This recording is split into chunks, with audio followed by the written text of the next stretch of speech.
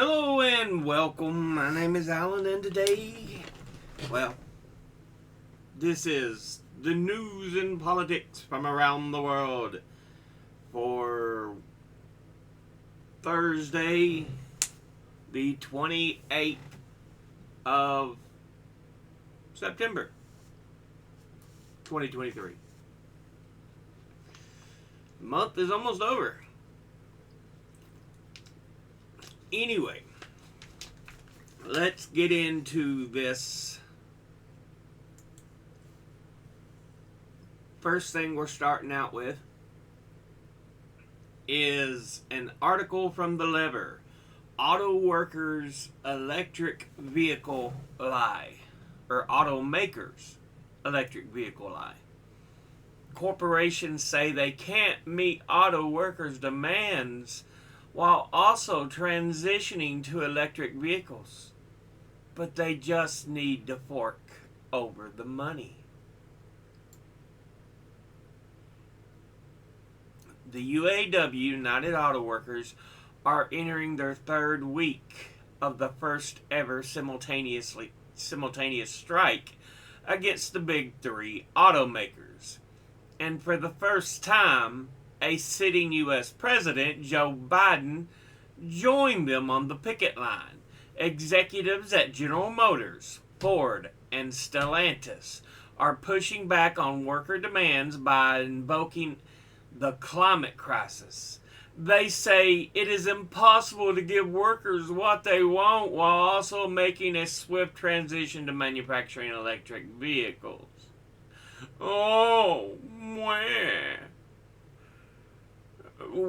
We personally get contracts of millions and billions, but we can't afford to pay the average worker a little bit more. Fuck you. On September the 14th, Ford CEO Jim Farley said that the union's demands of higher wages, better hours, and an end to tiered employment and guaranteed job security in a green energy transition could send the company into bankruptcy. Oh dear.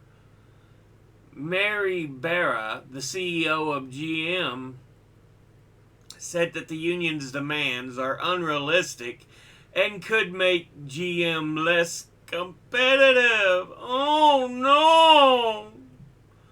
Major outlets have echoed these claims, even arguing that the UAW's strike will harm the environment by stalling EV production. Oh, it's just, they're so concerned about the environment. Oh, goodness, what should they ever do? But these corporate arguments are undercut by the fact that these companies have authorized billions in stock buybacks, special dividends, and executive compensation. The automakers could have invested the money into worker compensation and electric vehicles, but instead steered it towards stockholders.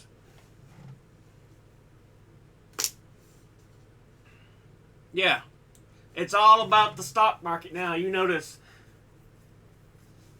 when stock prices start to drop, they fear and cry, oh no, we gotta do something. And now they're whining and bitching, oh, these employees want what they deserve. We shouldn't give them what they deserve. We're just trying to be overly rich and unnecessarily rich. Oh, goodness. Fuck you. People with experience in government seem to be on their side.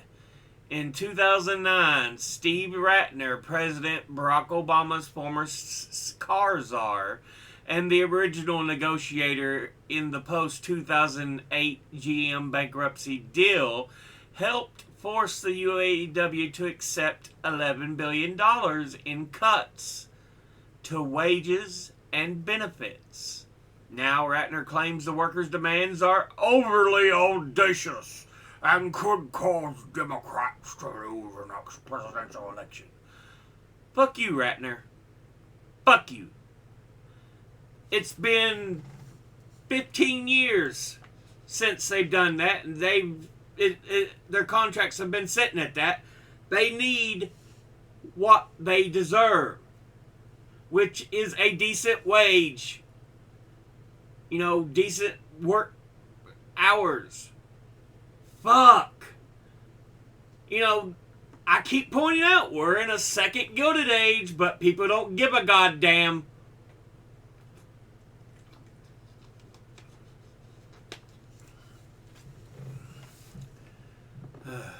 Simultaneously, corporate media has focused on how the strike could harm American consumers while ignoring the fact that auto workers cannot even afford to purchase the very cars that they build.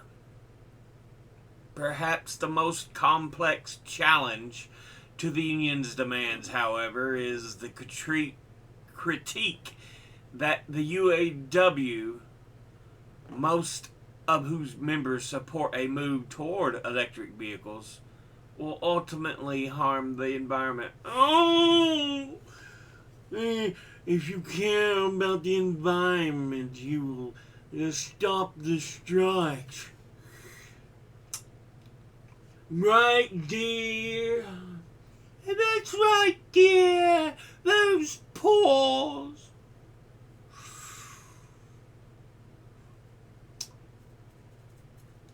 Yeah. Fuck you, fuckers. Shawn Fain, the union's reformist new president, has endorsed Biden's plan to increase electric vehicle production, but insists that any government-backed transition to electric vehicles protects union jobs by mandating contracts for projects that receive government funding. At least 100 environmental groups have supported this demand.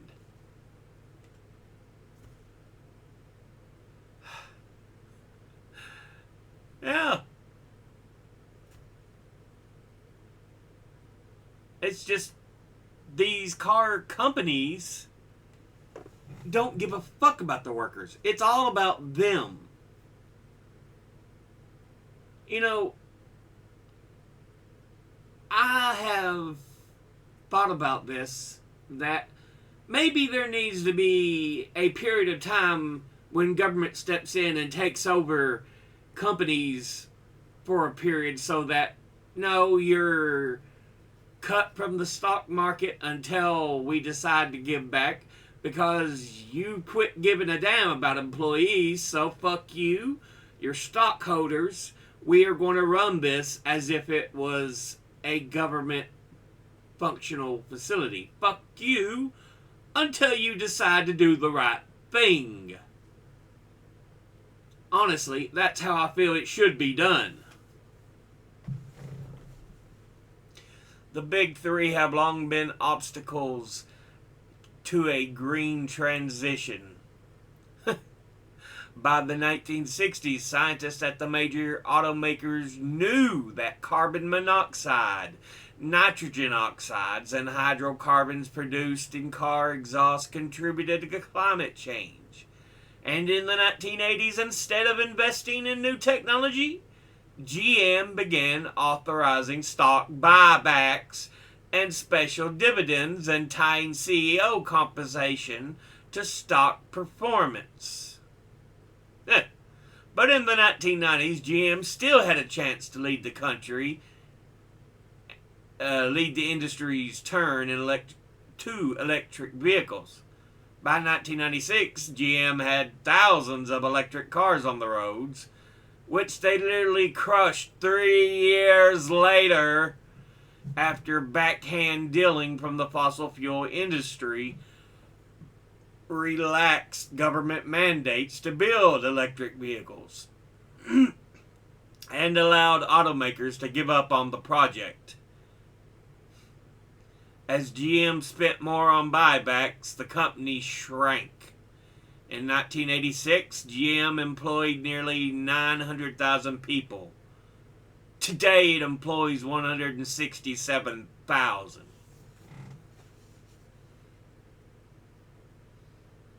Again, pure and utter greed. Companies and fuckers like that, you need to nationalize them until they, fix their bullshit.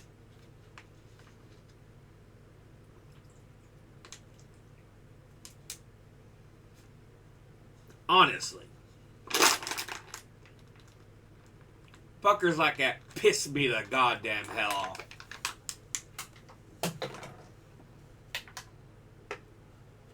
But yeah.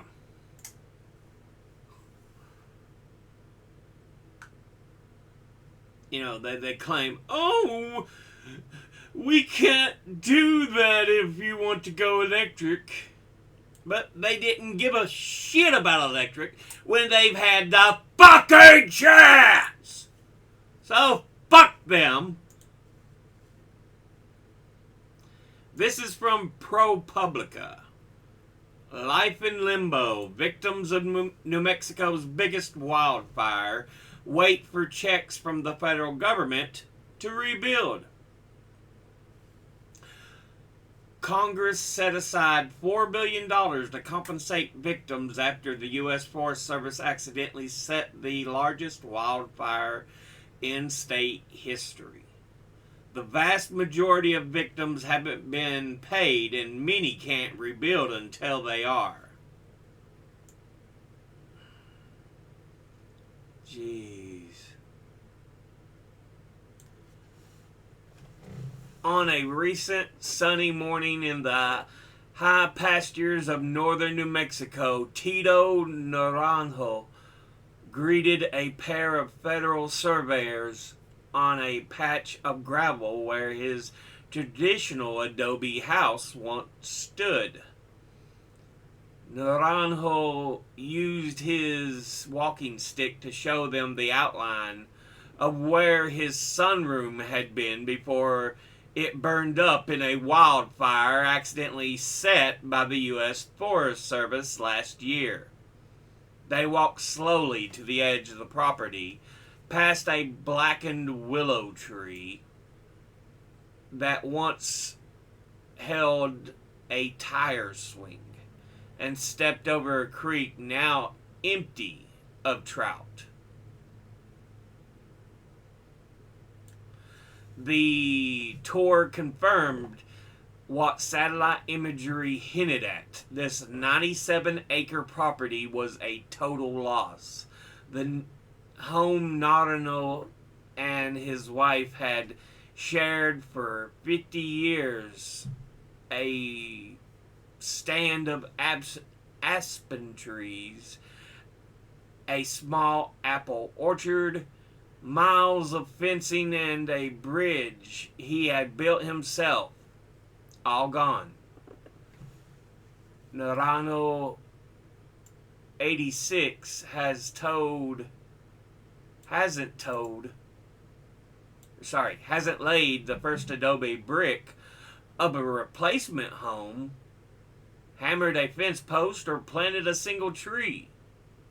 And with congestive heart failure raising the risk of a stroke, he worries he won't live long enough to do so.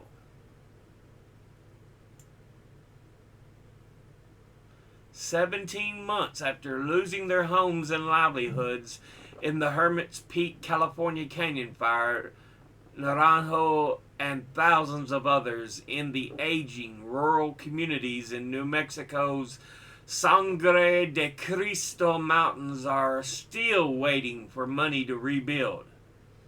As the fire swept across the mountains for 5 months in mid-2022, the Federal Emergency Agency Management Agency, FEMA, responded as it would to any disaster. It provided roughly $6.2 million to about 1,100 residents for short-term expenses like housing and evacuation, and in some cases there limited damage to housing and possessions. But even for people who lost everything, those payments were capped at about $38,000. Most people got far less, and some got nothing. Few people were given temporary housing. Farmers and ranchers are struggling to earn a living. The money for the far more difficult and expensive task of rebuilding is supposed to come from a $4 billion fund set up by Congress just for this fire. An acknowledgement of the Forest Service's culpability in triggering the blaze, but the FEMA office handling those payments didn't start sending checks as quickly as expected, and it has yet to spend 98% of the money. Really?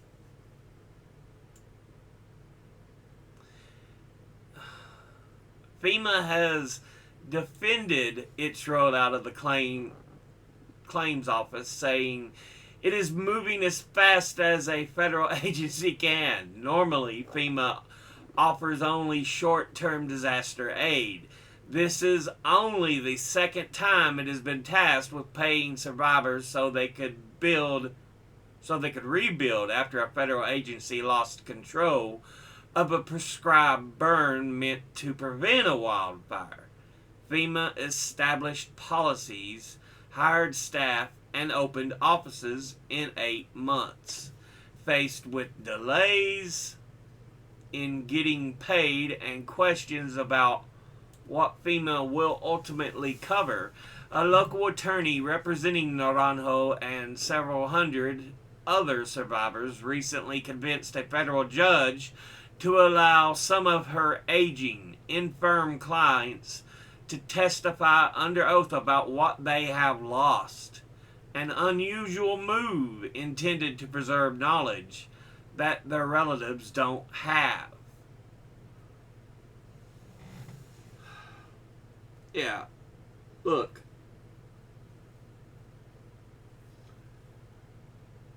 These were the homes of these folks, of these people.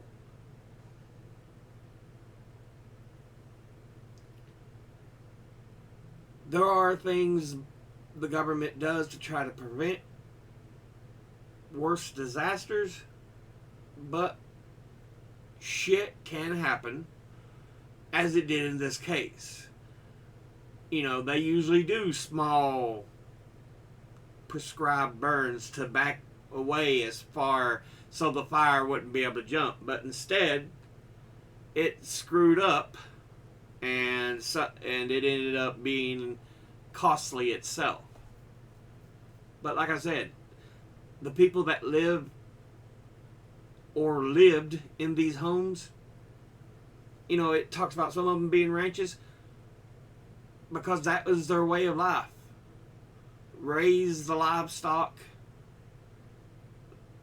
and, you know,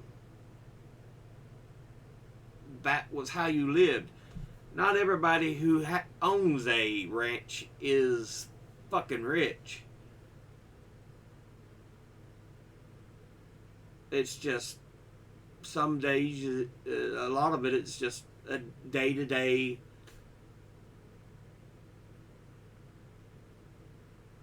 and they try to make do with what they have. But yeah, maybe we need a FEMA to be divided up into short-term and long-term relief departments so we can get things better done. Anyway, The next thing we're going to look at from Salon. Yeah, Donald Trump's thrill ride is nearly over, but the media refuses to let go. What if we told America the truth about Donald Trump? He's a fraud, a cheat, and a rapist, facing 91 felony counts. Yeah, I mean,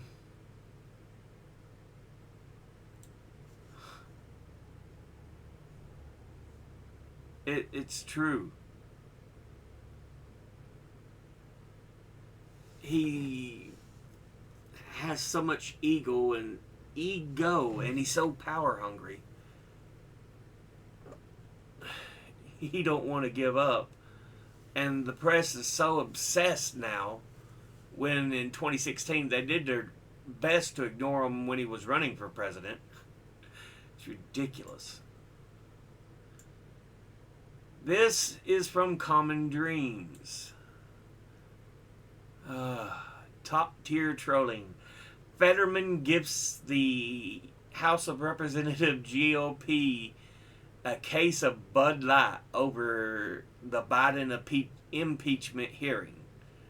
The Democrat directed his staff to deliver the gift to the House Oversight Committee to congratulate and salute Representative Comer and his Team America squad as they embark on their historic impeachment journey over what we don't know, they don't know. But they want him impeached for something we don't know, but yeah.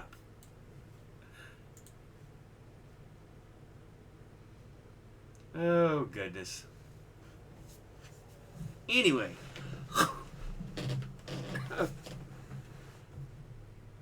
Turn the volume up a little more.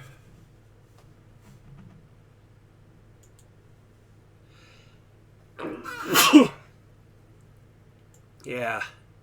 This one's a sad one. Universe Today. It's official. No more astronomy at Arecibo. Yeah, the Arecibo dish in Puerto Rico. It was a huge, iconic part of exploring space. If you have ever watched X-Files, they actually have, I know it's at least one episode, I don't know if it's multiple, but I can't remember it. I've watched the show through only like 2-3 times, but yeah.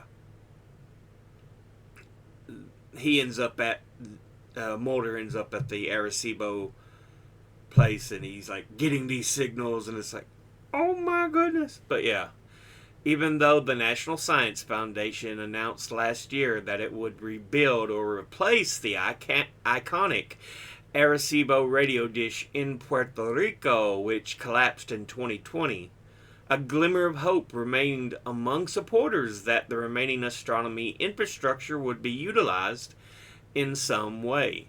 Instead, the National Science Foundation announced this week they have chosen 4 institutions to transition the site from its historic hub of astronomical research to a STEM educational outreach center with a seeming focus on biology. A biomedical laboratory, Cold Spring Harbor Laboratory in New York, along with the University of Maryland, Baltimore, and the University of Puerto Rico, and the University of Sacred Heart, both in San Juan, Puerto Rico, will oversee the new education center.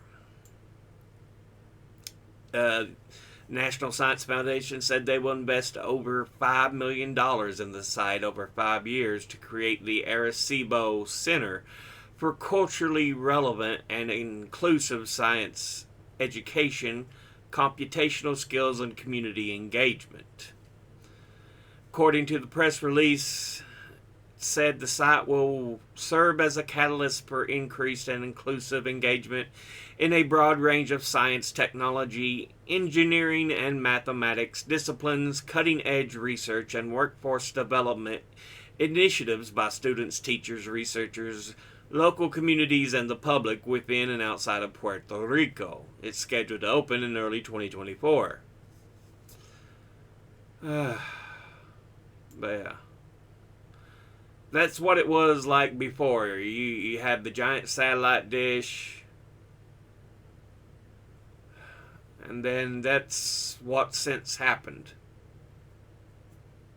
You can see the dish is in tatters, in pieces.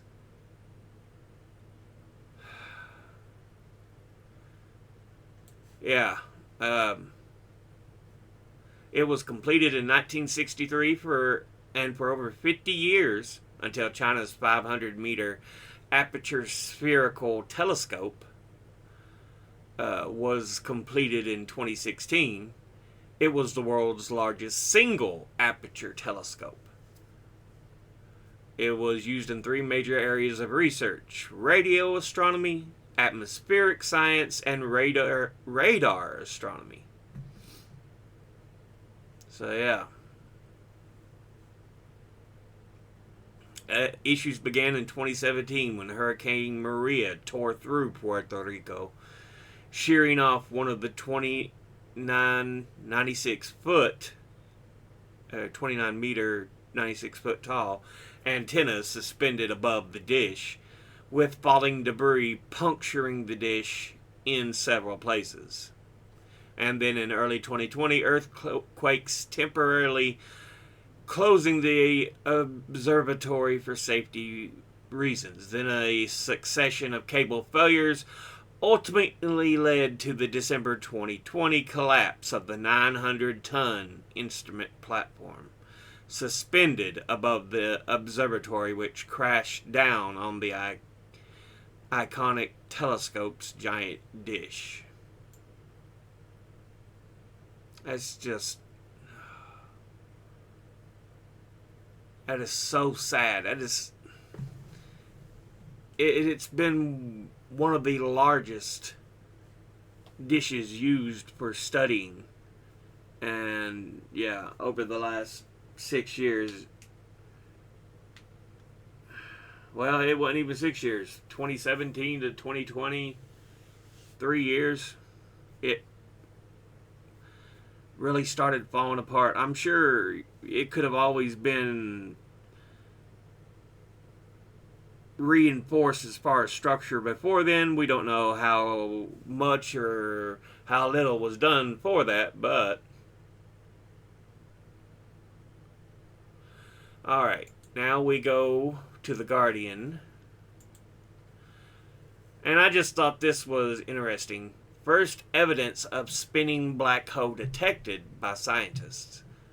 The region at the center of the Messier 87 galaxy captured by the Event Horizon Telescope in motion. So yeah. Instead of just being a hole that sucks in, it's not stationary, it spins itself. So, yeah, it's a little piece of interesting news there. Now we got some conversations here. In this one they ask, why is the Stonewall riots considered the spark for gay rights movement when Compton's cafeteria riot happened 3 years earlier? Was Stonewall actually more influential or just better remembered? No one's answered it yet, but yeah. That's one they wanted to work on. Here's another Ask Historians conversation. Why did New World foods like chili peppers become staples in Asian cuisine, while foods like tomatoes and potatoes became staples in Europe but not Asia? I'm especially curious about potatoes, given their status as foods that had a major impact on preventing famines in Europe, and Asia having no shortage of famines itself. No responses there either. I should have looked at these beforehand. I hope they had. Okay, that one's actually got some comments. In Die Hard, John McClane carries his gun on a commercial flight. Was this a common practice in 1988? Or was it even allowed? For any passenger, law enforcement officer or not, flying with a concealed weapon was legal and generally allowed until 1961, when Congress passed legislation to criminalize the practice. Some years thereafter, flying with an openly carried firearm in the cabin was allowed. Moreover, it wasn't until 1974 that the Air Transportation Security Act authorized and required screening passengers for weapons. In 1979, the FAA prohibited carrying weapons past the sterile zone, the security check x-ray. In other words, in 1988 and today, firearms have to be packed and checked into checked luggage and declared for normal passengers. John McClane is a LEO, though, so he does have a potential loophole. An on-duty officer can have a valid and documented reason to travel armed, can have taken the required flying armed course, and can have notified the airport manager or FAA, today the TSA, ahead of time. It's not at all clear what reason McClane can possibly have that should prevent him from checking his gun, but he could have made something up and gotten the required form signed by his boss. So yeah. There is a way, but there is a lot of paperwork that would have to go with it. Was there a specific event or series of events that led to the 74 screening and 79 sterile zone changes? Was there a 9/11 type attack that triggered it? In total, more than 130 planes were hijacked between 1968 and 72, using the same source as, I guess that's a user's name. There were multiple bills introduced from 1969 to 1974. The Anti-Hijacking Act to screen passengers for weapons. The source mentions no specific incident that led to the bill being initially introduced, but the first notable hijacking of this era was El Al Flight 426 in 1968 by the Popular Front for the Liberation of Palestine. Other incidents include Eastern Airlines Shuttle Flight 1320 in 1970, the first to result in a fatality in the U.S. It was followed by Northwest Orient Airlines Flight 305 in 1971, the one hijacked by D.B. Cooper, and more copycats including Garrett Brock Trapnell, who as part of his conditions requested a pardon from President Nixon. TWA Flight 841 killed everyone on board, 88 people, over the Ionian Sea due to a bomb in the cargo compartment. Some sources online mention Trapnell as influencing the Nixon administration to create FAA regulations that lasted until 9/11, but I cannot find any original source for it. So yeah. And then he lists some sources for everybody to check. Hindsight is 20/20, but in retrospect, it's shocking that we didn't implement post 9/11 security protocol stringency immediately after we began to see that hijacking was very much a thing on passenger planes. But I'm not knowledgeable enough on what life was like then to gauge what people must have been thinking. So yeah.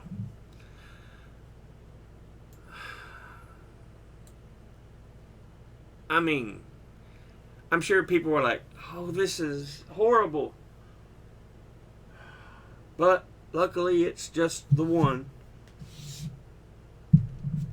And if it's just individual incidents like that, I'm sure they're like, well, we need to keep our rights to push back on such situations if anything like that happens again. But yeah, let's look at this piece of statistics from Data is Beautiful.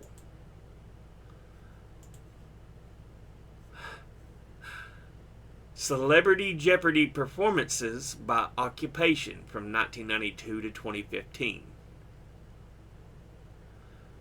And they show actors, their score ranges, and the middle athletes, comedians, hosts of shows and everything. So models,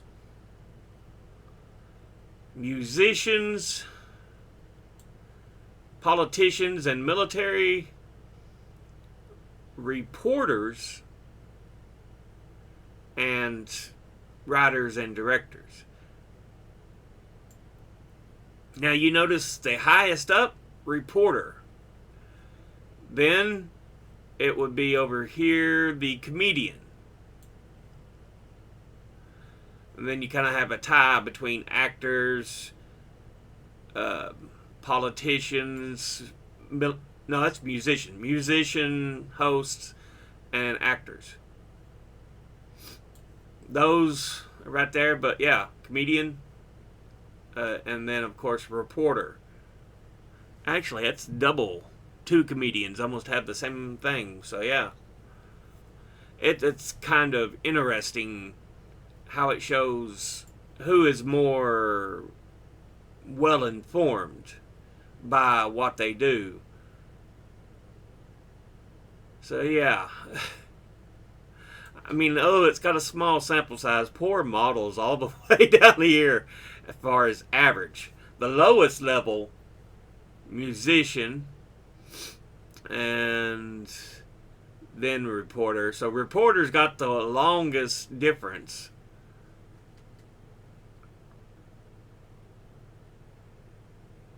So yeah, but I always find that type of information interesting than that type of data. Okay, we're going to see some very for some it might be disturbing. A lot of it's going to be bodies. Some of it's going to be blood. So, forewarning anybody if they want to go ahead and skip this. So, it is a picture. Bodies after the bombing of Dresden, Germany in February of 1945. Look at this. The whole thing, all these bodies stacked.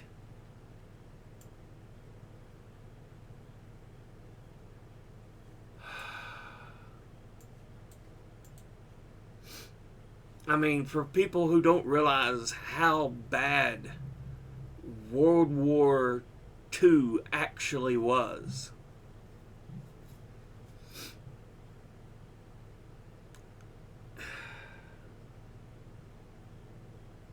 it is, I don't know if there's been a war that there's been more deaths and casualties in than World War II. You know, battles where you saw 80, 90,000, 100,000 people dying was really common.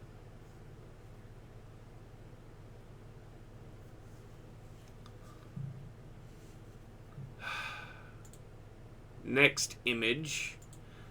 Chechen kids after their shelter came under Russian rocket fire in Grozny, Chechnya on January the 10th, 1995. Child covered in the muck and yeah.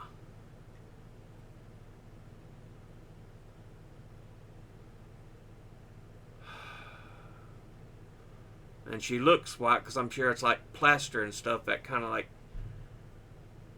hit them because like they said, it was during rocket fire. I have one more image and it's disturbing as well. The remains of an Iraqi child after their shelter exploded under U.S. bombing that killed 408 civilians. The 13th of February, 1991. So yeah, this was the first Iraq War. U.S. Iraq War, I should say. So yeah.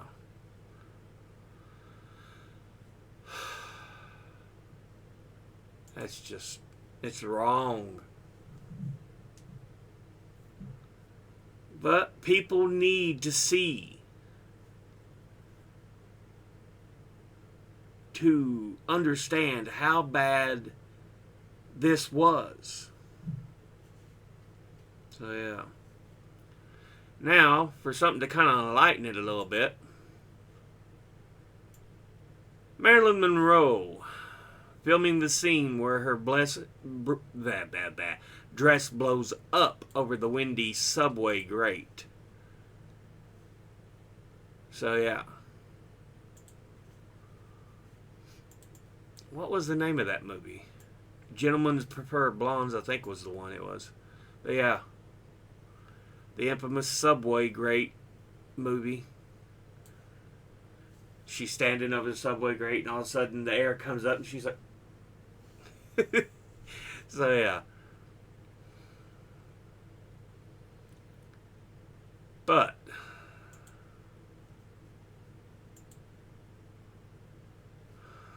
we've got another chart here.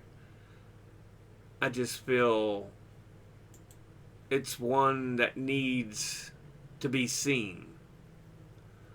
We always need to understand. Again, we saw a picture that showed the bodies from World War II in Dresden, Germany.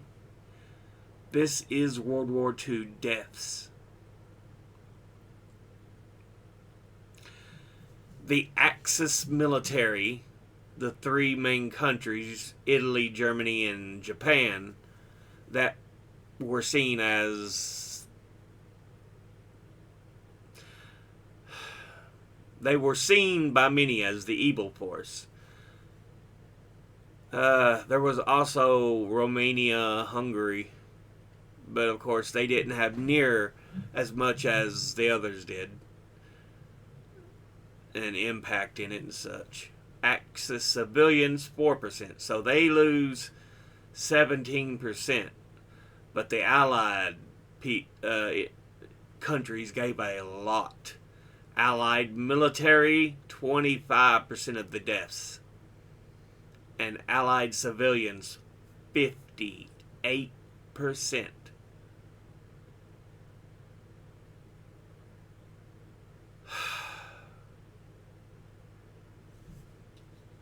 So yeah.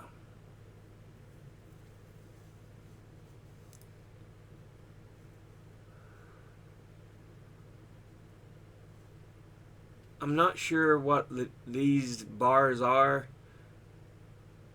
but I'd say these blue ones are actual military deaths. I'd say these are in millions, not just 0 to... No, I'd say they're in millions. As you can see, there's still a lot of deaths. In even countries that didn't lose near as much. The United States gave very little as far as lives go. But the Soviet Union, they lost the most by and far. Look at the deaths. Look how high they go. China's the closest as far as allied countries, and that's mainly because they were under occupation by Imperial Japan.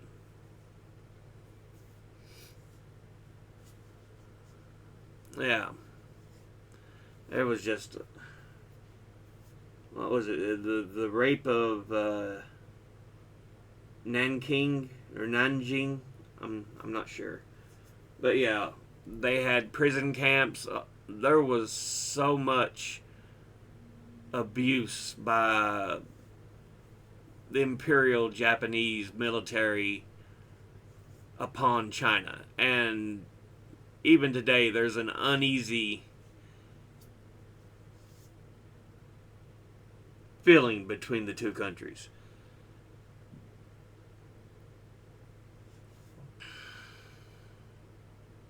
So, yeah. Poland, it lost a lot of military. Civilian losses were still pretty high, but not near as bad as the military individuals it lost. It was part of the early Nazi blitzkrieg. So, it just, ouch. Indonesia, when we start getting smaller. India, it lost some. Yugoslavia, French Indochina, France itself, they lost very little because with the Blitzkrieg, Germany came in and occupied France quickly.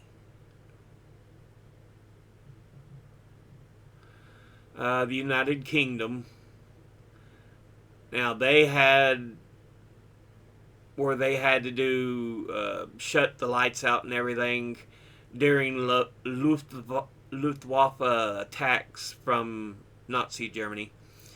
The U.S., we didn't get in until, December of 1942, and the war was over by about mid-45, so we entered late, but we still didn't lose near as much as others did. Lithuania gave a lot of troops gave their lives. Czechoslovakia, Greece, Canada, I'd say they had civilians lost via the Lusitania and stuff like that. But they did have some troops that went overseas. Burma, Latvia, and then here you have others, not included on this chart.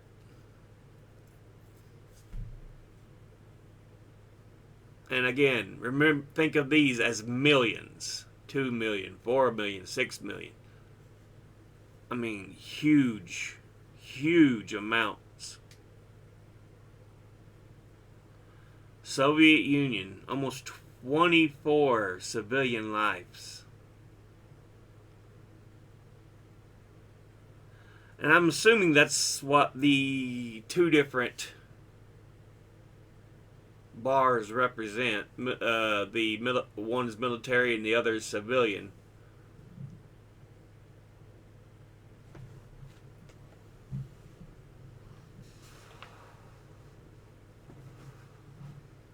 Oh, yeah.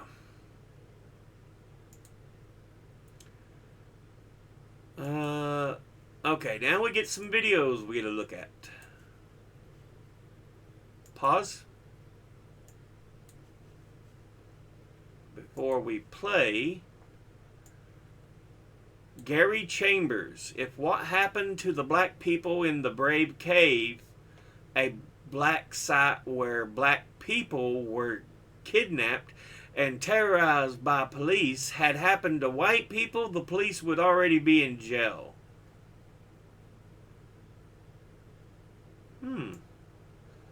see what goes on here. Here at Chambers, Mickens Road, Baton Rouge. You know, there's been a lot of conversation about accountability. 2017, I walked into this council meeting to talk. Got carried out and arrested for talking. We got 10 officers that carried people into a warehouse building owned by the city parish government, stripping black women, black boys, by the hundreds. If that was my daughter, and that man was going to sleep tonight in his bed, I wouldn't be all right with it. And the fact that people we elected have been silent about it, I don't understand how you're all right with it. Now, if I could come in here and you see me get carried out of here and arrested for talking, what do you think the women who had to experience that feel like? One of those women, their husband was there when it happened. Husband couldn't defend his wife, couldn't do anything to help his wife. How would you feel, brother? No, if that was your wife. You won't harm that man. And anybody else in here would, if that was your child or your loved one. And the question is, if it was a white woman that was carried into a warehouse in Baton Rouge, bent over and spread open, would y'all have been as quiet for this long? Exactly. Would it have had to be a national story? Because when white women get killed in this community, you got a press conference every week. Where's Hilla Moore, district attorney? All about justice, huh? Can't find him. Now, this chief has done an honorable job since he's been here, better than any of his predecessors. That's why we want him to make an arrest, because we trust him, not the Federal Bureau of Investigations. Because when they had Alton Sterling, they kicked it back down here. So for me, I don't want state police. They dealt with Ronald Green. What I know is the voters in this parish elected that woman sitting in that box.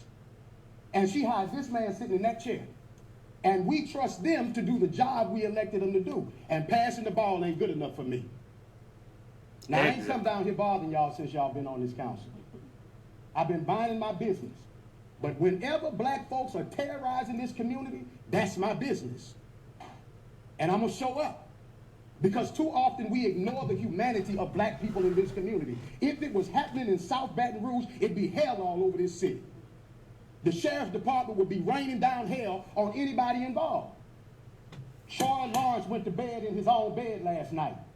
And so did 9 other officers involved and still working on the street crimes unit. Get them off the street. And arrest them like you arrested me in 2017 and put me all over the doggone news for talking in a meeting. It's cowardice, it's wrong, and we shouldn't have had to make it national news to get it to this council. But I promise you, I ain't done. Absolutely. Absolutely. Abso-fucking-lutely.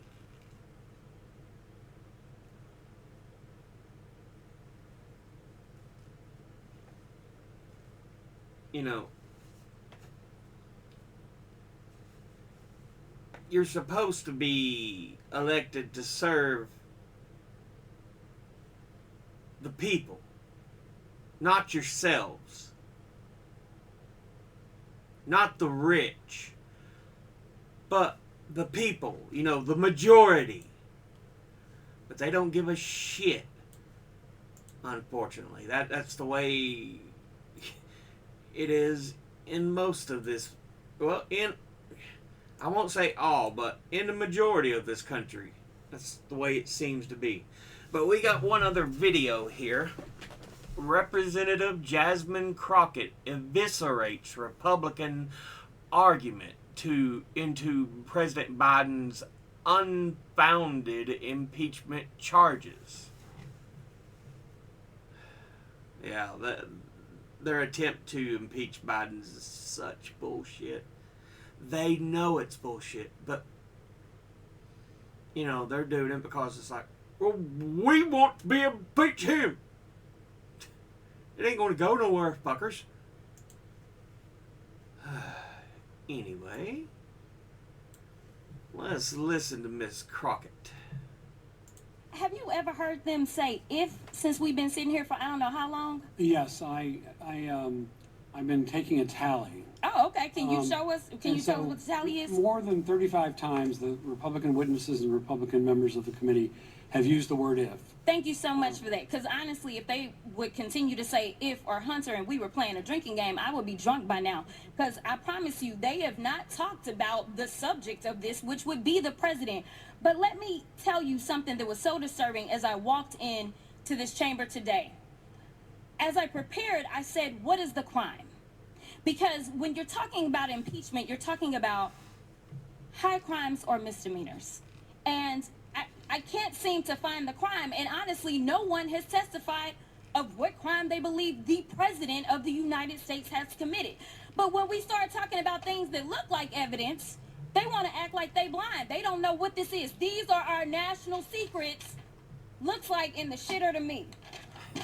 Yep. At This looks like Mar-a-Lago. more evidence of our national secrets, say on the stage at Mar-a-Lago. When we're talking about somebody that's committed high crimes, it's at least indictments. Let's say 32 counts related to unauthorized retention of national security secrets, 7 counts related to obstructing the investigation, 3 false statements, 1 count of conspiracy to defraud the United States, falsifying business records, conspiracy to defraud the United States, 2 counts related to efforts to obstruct the vote certification proceedings, 1 count of conspiracy to violate civil rights, 23 counts related to forgery or false document statements, 8 counts related to soliciting, and I could go on because he's got 91 counts pending right now. But I will tell you what the president has been guilty of. He has unfortunately been guilty of loving his child unconditionally, and that is the only evidence that they have brought forward. And honestly, I hope and pray that my parents love me half as much as he loves his child. Until they find some evidence, we need to get back to the people's work, which means keeping this government open so that people don't go hungry in the streets of the United States. And I will yield. Preach! Oh, yeah. You know, I'm no fan of Biden. I've said this over and over. But he's doing better than what we expected. And honestly, as of yet, I've seen no crimes that they've been able to say he was the one who did it. No. So far it's saying, Hunter did this, Hunter did that, Hunter did this. That means because he's Biden's son, Biden is guilty. That's not how that works. If you're going to go after Hunter, go after Hunter. But as yet, I don't think I've seen a single crime you've been able to connect Joe with. And yet Trump, he's done all this. We know he's done all this. And his son-in-law, Kushner, got $2 billion in funds by the Saudis.